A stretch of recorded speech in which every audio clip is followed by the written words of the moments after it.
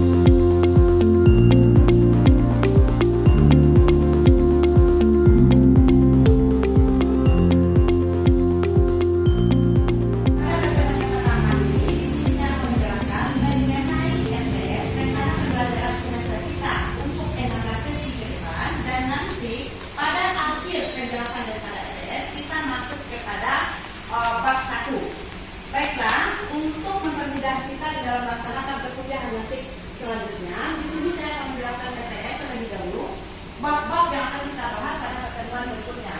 Adapun silabus yang akan kita bahas pada pertemuan yang pertama, kedua nanti adalah mengenai ruang lingkup laporan keuangan. Berkaitan dengan ruang lingkup laporan keuangan, karena analisa laporan keuangan itu adalah berorientasi kepada laporan keuangan. Apakah laporan keuangan yang dihasilkan oleh unit organisasi pemerintah, oleh unit organisasi maupun perusahaan-perusahaan swasta. Jadi berarti di sini apa ruang lingkup daripada laporan keuangan? Sebelum melakukan analisa, Anda terlebih dahulu harus memahami apa jenis daripada laporan keuangan.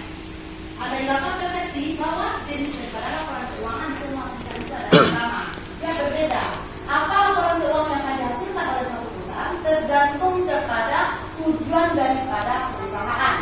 Adapun kita kembalikan berdasarkan kegiatan operasional perusahaan, maka perusahaan terbagi atas tiga. Yang pertama adalah perusahaan dagang, yang kedua adalah perusahaan jasa, yang ketiga adalah perusahaan manufaktur. Perusahaan dagang adalah perusahaan yang kegiatan utamanya membeli barang dagang dan menjual kembali tanpa melakukan perubahan bentuk. Yang kedua adalah perusahaan jasa. Perusahaan jasa adalah perusahaan yang kegiatan utamanya memberikan pelayanan kepada masyarakat. Yang ketiga adalah perusahaan manufaktur. Perusahaan manufaktur itu adalah perusahaan yang kegiatannya adalah input, kemudian proses, kemudian adanya output. Ini adalah merupakan perusahaan manufaktur. Jadi berarti di sini apa jenis laporan keuangan yang dihasilkannya tergantung kepada kegiatan-kegiatan operasional ini. Tetapi berkaitan dengan tujuan daripada suatu perusahaan, maka jenis daripada laporan keuangan yang dihasilkan juga berbeda. Tujuan daripada suatu perusahaan dapat ditinjau. Yang pertama adalah perusahaan profit atau perusahaan laba. Yang kedua adalah perusahaan no profit atau perusahaan nirlaba. Kalau perusahaan profit berarti dia berorientasi kepada mencapai laba atau kesejahteraan para pemegang saham.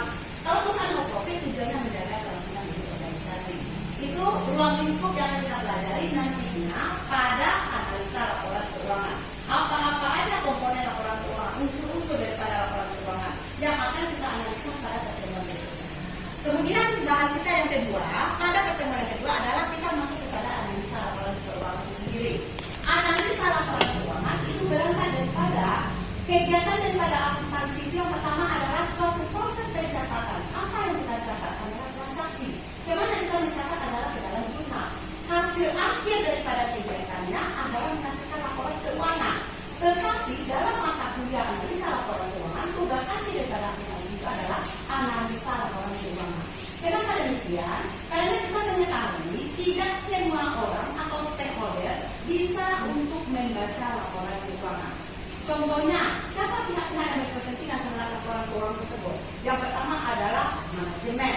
Tujuan manajemen di sini ingin mengetahui laporan keuangan, apakah uang yang ditanamkan oleh investor bisa nantinya dia bertanggungjawabkan.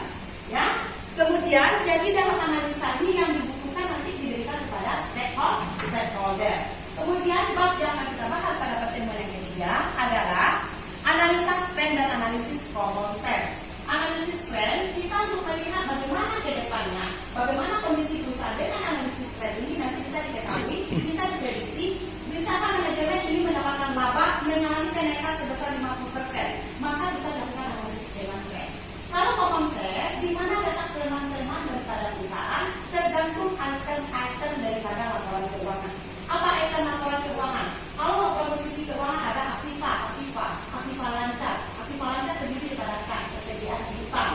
Maka mana dari item-item atau komponen laporan keuangan mengalami kelemahan, itu bisa dianalisis dengan common sense. Ya. Kemudian yang keempat, materi yang akan kita bahas lagi adalah analisis rasio. Dalam analisis rasio kita akan mengetahui mengukur kinerja keuangan perusahaan, di mana untuk mengukur kinerja terbagi atas empat. Yang pertama analisis likuiditas, yang kedua analisis profitabilitas, yang ketiga analisis rentabilitas dan aktivitas. Likuiditas mengetahui seberapa besar kemampuan perusahaan untuk melunasi utang jangka pendek. Profitabilitas seberapa besar kemampuan perusahaan untuk mendapatkan laba. Aktivitas mana aktivitas aktifan yang memiliki potensi yang paling tinggi. Rentabilitas seberapa besar perusahaan dibiayai daripada utang. Itu yang kita bahas dengan analisa rasio. Kemudian yang kelima, nantinya kita membahas adalah analisis DuPont. DuPont ini adalah merupakan bagan. Jadi akan digambarkan dalam bentuk bagan sehingga nanti bisa dibaca mana kelemahan-kelemahan perusahaan. Biasanya analisis DuPont ini diukur adalah ROA, return on asset, return on equity, dan ROI. Kita bahas, jadi dia nanti akan menghasilkan bagan dalam bentuk flowchart. Kemudian yang selanjutnya, materi yang kita bahas yang keenam adalah analisis sumber dan penggunaan kas. Yang biasanya kita sebut dengan analisis cash flow. Cash flow kita ketahui bahwa dalam laporan arus kas itu terbagi atas dua, yaitu secara metode langsung dan metode tidak langsung. Kalau metode langsung, komponen-komponen laporan arus kas itu ya arus kas, investasi. Yang kedua arus kas. Yang pertama arus kas investasi, yang kedua apalagi yang arus kas, komponen arus kas. Yang pertama adalah arus kas investasi, adalah yang kedua modal kerja, yang ketiga arus kas danaan, yang keempat arus kas ada lama dan berkaya. Apa-apa yang komponen. Kalau berdasarkan kepada arus kas, misalkan arus kas investasi, kas masuk investasi dipulang kas keluar investasi, kita sebut dengan cash flow investasi. Seberapa besar nanti mengukur analisa terhadap cash flow investasi dibagi dengan total cash flow. Berarti itu yang kita sebut dengan nanti akan bisa diukur dan paling memiliki kelemahan. Misalkan dia tidak efektif. Efektif itu adalah mengacu kepada kekuatan tujuan. Misalkan kas tidak efisien, berarti dapat dikatakan di sini yang paling tidak efisien, yang tidak mengalami efisiensi itu di antara keempat itu mana dia bisa diukur dengan analisis sumber dan penggunaan kas. Selanjutnya, bahan kita adalah analisis break even point. Break even point adalah titik impas. Saya pernah mengingatkan kepada Anda bahwa pada mata kuliah aplikasi manajemen, analisis break even point itu misalnya kita mempelajari berkaitan dengan MOS, ya, kemudian marginal of safety.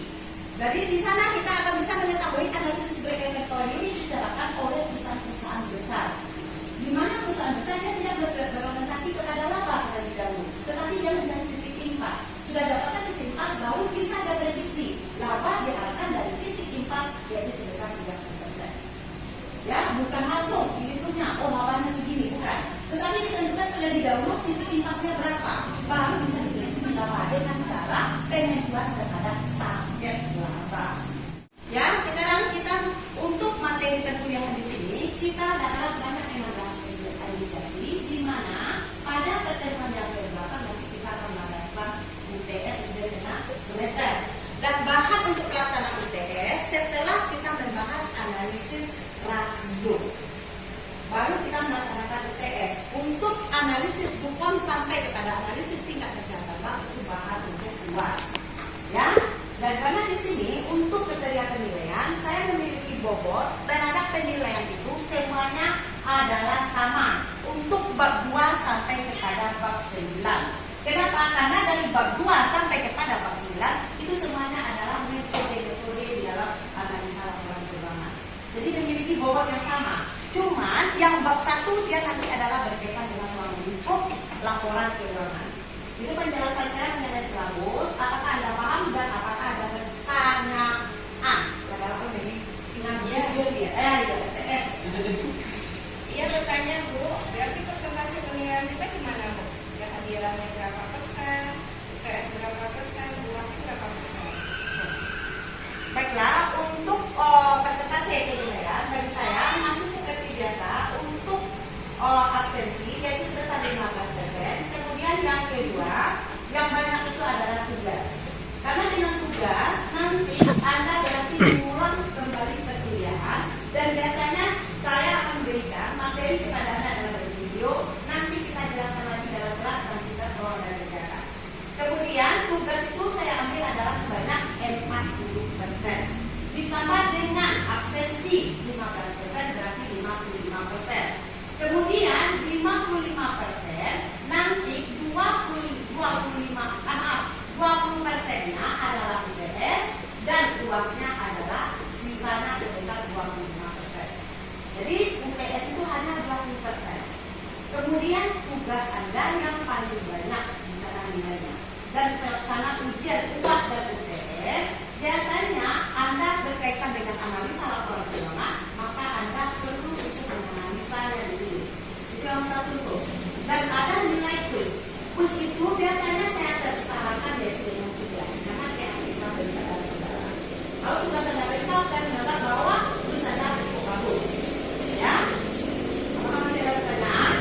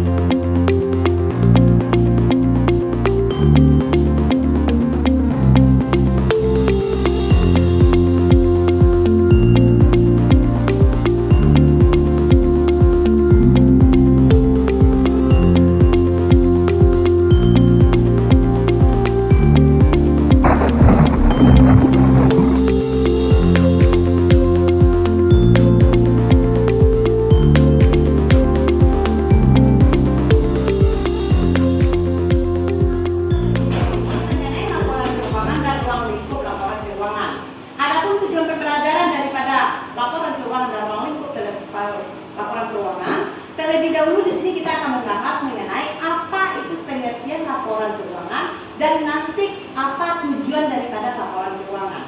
Pengertian daripada laporan keuangan itu adalah merupakan suatu laporan yang menggambarkan kegiatan daripada entitas-entitas ekonomi dalam suatu perusahaan atau suatu unit organisasi. Itu adalah merupakan pengertian dari laporan keuangan. Kenapa? Kegiatan daripada entitas-entitas ekonomi, karena dari kegiatan daripada suatu perusahaan atau organisasi itu adalah merupakan transaksi-transaksi yang akan nantinya menghasilkan laporan keuangan. Itu makanya dapat dikatakan bahwa yang disebut dengan laporan keuangan itu menggambarkan rangkaian kegiatan-kegiatan daripada entitas ekonomi. Adapun tujuan daripada laporan keuangan untuk mengambil keputusan, untuk menilai kinerja dan untuk pengambilan daripada alternatif yang terbaik daripada suatu perusahaan, di mana nantinya dapat dijadikan sebagai acuan pengembangan perusahaan untuk masa yang akan datang.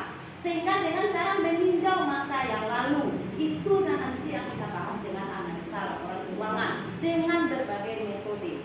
Kemudian materi kita yang ketiga adalah keterbatasan daripada laporan keuangan. Apa-apa aja keterbatasan daripada laporan keuangan. Yang keempat adalah jenis-jenis dan bentuk-bentuk daripada laporan keuangan.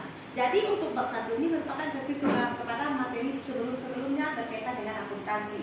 Ini sebetulnya sudah Anda pelajari kan pada pengantar akuntansi, pada akuntansi keuangan menengah maupun akuntansi lainnya, ini sudah Anda pelajari semuanya. Benar kan? Ya, jadi sekarang kita masuk terlebih dahulu pengertian dan tujuan laporan keuangan. Ya.